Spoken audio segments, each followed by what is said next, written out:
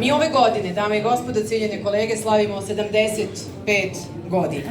A Halid nam je poklonio svoje povjerenje i izdao album. Jednostavno,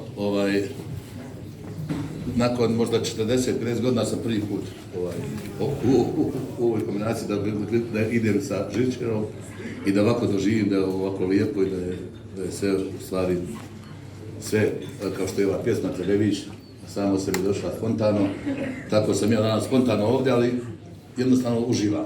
Nije mi se moglo desiti bolji dan. Zahvaljujem zaista svima koji ste došli. Pošto 75 godina nije mali jubilej, to je jedan starac, ali u najboljim godinama. Ove godine, dakle, obilježavamo tu godišnjicu.